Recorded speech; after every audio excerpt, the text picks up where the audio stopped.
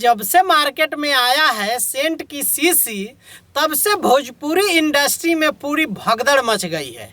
सब लोग एक दूसरे के ऊपर कटाक्ष कर रहे हैं कि आखिर इस गाने का असली हकदार कौन है और इस गाने को किसने पहले गाया है और किसने गवाया है। ये मतलब पूरा इंडस्ट्री में सब लोग इसी गाने को लेकर चल रहे हैं, एक दूसरे के ऊपर इल्ज़ाम लगा रहे हैं कि खेसारी लाल यादव ने ये गाना चोरी किया, कि ऋतिक सिंह ने चोरी किया, या इसमें बीच में एक और इंसान आ चुका है जो दीपक दिलदार हैं। वो आकर लाइव रो रहे थे कि वो बोलते थे कि ये गाना हमने सबसे पहले गाया था।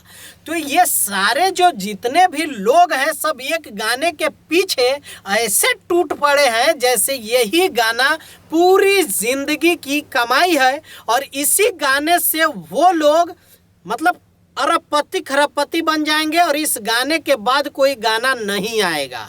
मतलब ये ऐसा एक गाना है जिस गाने से सबका कैरियर जुड़ा हुआ है, जो एक दूसरे के ऊपर कटाक्ष किया जा रहा है और कौन चुराया है आप लोग खुद ही जानते हैं कि कौन है इस गाने का असली हकदार।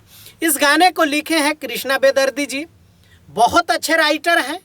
वो गाना हालांकि चोरी नहीं करते हैं, लेकिन ये गाना उनके ऊपर इल्ज़ाम लग रहा है कि ये गाना चोरी नहीं किए हैं, लेकिन दीपक दिलदार के साथ गलत किए हैं। दीपक दिलदार के साथ इसलिए गलत किए हैं कि आप एक भोजपुरी के महान राइटर हैं।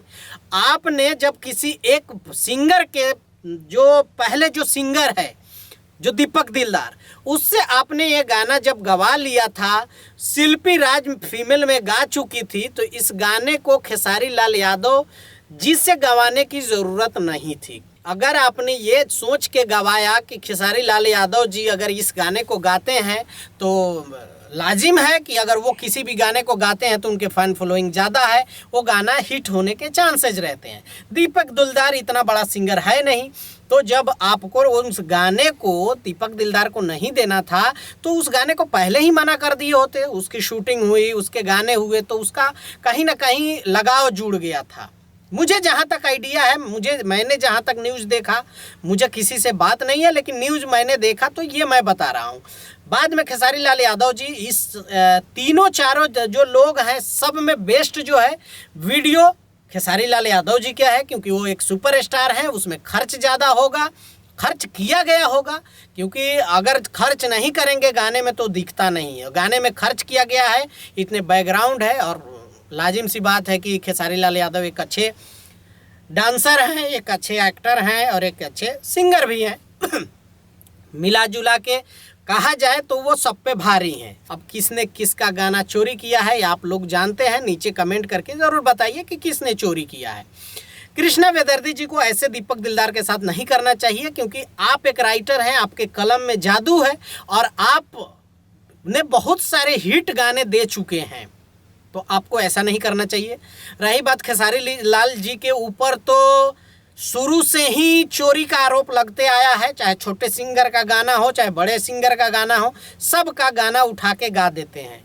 एक स्टार होने के नाते खेसारी लाल यादव जी को तो अब नहीं करना चाहिए।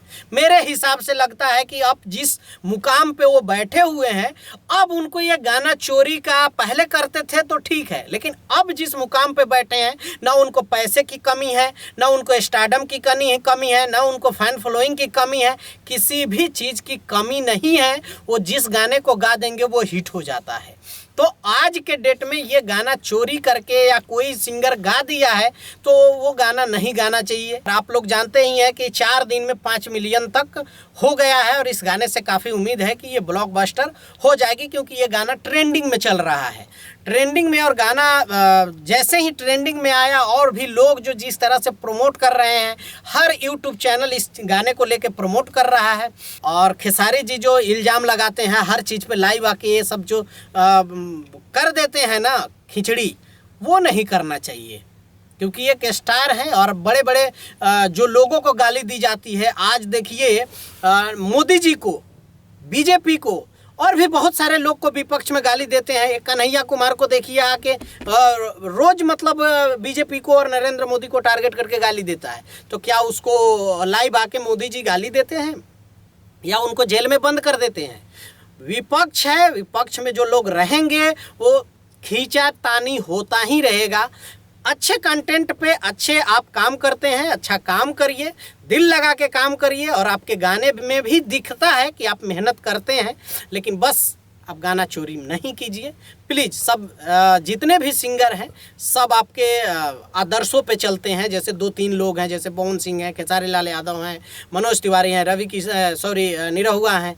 इन लोगों के मतलब इन लोगों को आदर्श मान के छोटे छोटे सिंगर चलते हैं। उनका गाना अगर गा देंगे तो अच्छा नहीं है, उनकी भी फ्यूचर है, उनकी भी लाइफ है। तो और एक ख़ास बात जो आप कहते हैं, खेसारी जी शायद कहीं कहे थे कि 300 का माइक लेके और लोग क्या क्या बोल देते हैं कमरे में। तो ये 300 के माइक की काबिलियत और 300 के माइक की जो पावर है ना, आपको शायद नहीं पता है। ये 300 का माइक जो उठा के जो लोग यूट्यूबर है, चाहे जो लोग भी आपके पीछे भागते हैं, आपको प्रमोट करते हैं ना, ये लोग जिस दिन बंद कर देंगे ना तो किसी की कोई अहमियत नहीं होगी, ये आपकी नहीं। कोई भी स्टार है ना, इन्हीं मीडिया की वजह से, इन्हीं यूट्यूबर्स की वजह से आज हाईलाइट है, नहीं तो कोई पूछने वाला नहीं है।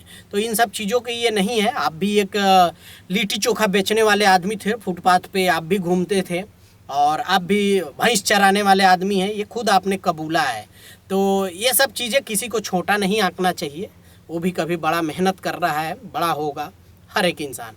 चलिए मिलते हैं, आप लोगों को क्या लगता है नीचे कमेंट करके बताइए। ओके बाय, टेक केयर, जय हिंद।